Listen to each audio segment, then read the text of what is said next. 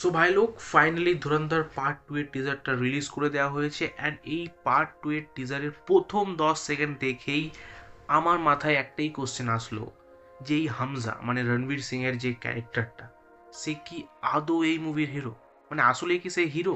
আমার তো মনে হয় না, কারণ সে হিরোওয়ালা কোনো কাজ কিন্তু একেবারেই করছে না।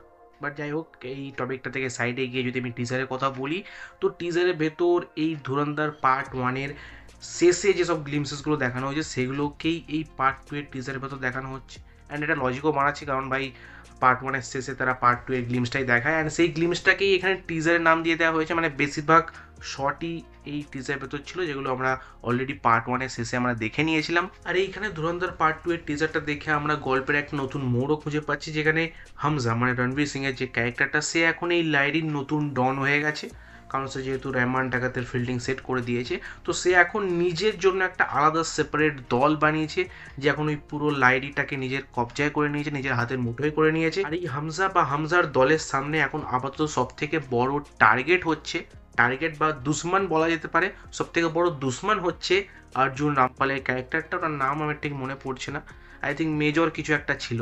তো ওই এখন এই রণবীর সিং এর সব থেকে বড় দুশ্মন।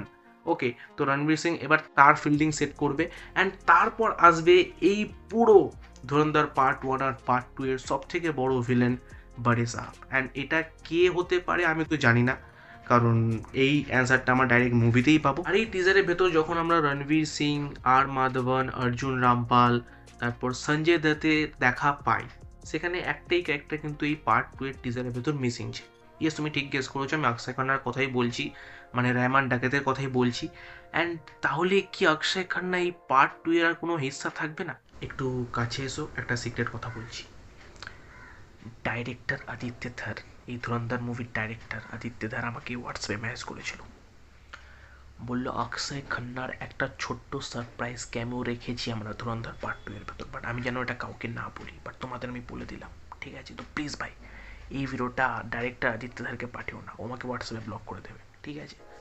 আর এবার যদি সিরিয়াস কথা ছেড়ে মজার কথায় আসি, তো এই ধুরন্ধর পার্ট টু এর সামনে কিন্তু আপাতত একটা বড় মনস্টার দাঁড়িয়ে আছে, আর সেটা নান আদার দেন রকি ভাই।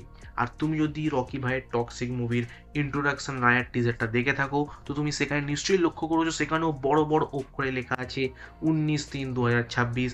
আর এই ধুরন্ধর পার্ট টু এর টিজারেও বড় বড় করে ওনারা লাল অক্ষরে লিখে দিয়েছে 19/3/2026। তার মানে এই ক্ল্যাশটা অন আছে বস। তো সোজা ভাষায় বলতে গেলে এই ক্ল্যাশটা কিন্তু ইন্ডিয়ার সিনেমার সব থেকে বিগেস্ট ক্ল্যাশ হতে চলেছে, কারণ প্যান ইন্ডিয়ার সিইও হচ্ছে একমাত্র রকি ভাই, আর তার সামনে ডাইরেক্ট চুনতি নিয়ে এসছে ধুরন্ধর পার্ট টু মুভিটা। আর আমরা সবাই জানি ভাই রকি ভাইয়ের একটা আলাদা অডিয়েন্স আছে হিন্দি সিনেমার ভেতর, তাদের মনে একটা আলাদা জায়গা করে নিয়েছে রকি ভাই। বাট এইবার ধুরন্ধরের কাছে সব থেকে বড় অ্যাডভান্টেজ হচ্ছে তার প্যান ইন্ডিয়া অডিয়েন্স। আগেরবার ধুরন্ধর হিন্দিতে রিলিজ হয়েছিল, এইবার প্যান ইন্ডিয়াতে রিলিজ হচ্ছে। সো এইবার হবে আসল টক্করের খেলা, কারণ দুটো মুভি প্যান ইন্ডিয়া রিলিজ হচ্ছে অ্যান্ড এইবার দর্শকরা ডিসাইড করবে যে কোন মুভিটা তাদের ফার্স্ট চয়েস হবে, ধুরন্ধর টু নাকি টক্সিক।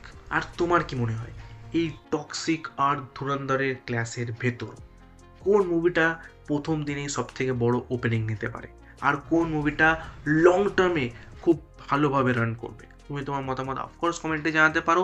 আর এই ক্লাসের ভেতর কেউ কাউকেই হালকাতে নিতে পারবে না, কারণ আমরা একদিকে জানি রকি ভাই যে হচ্ছে প্যান ইন্ডিয়া সিইও, ইয়েস, আর আরেকদিকে আছে ধুরন্ধর পার্ট টু, যে মুভিটা দেখার জন্য পুরো ইন্ডিয়া ওয়েট করে আছে। তো তুমি কোন মুভিটার জন্য ওয়েট করে আছো তুমি অফকোর্স কমেন্টে জানাতে পারো। বাকি আমি কথা বলেছি এই টক্সিক বাস ধুরন্ধরের ক্ল্যাশটা নিয়েও, সো তুমি চাও কি আমার সেই ভিডিওটাকে চেক আউট করতে পারো, তোমার সাথে হবে ঠিক সেই ভিডিওতে। So by.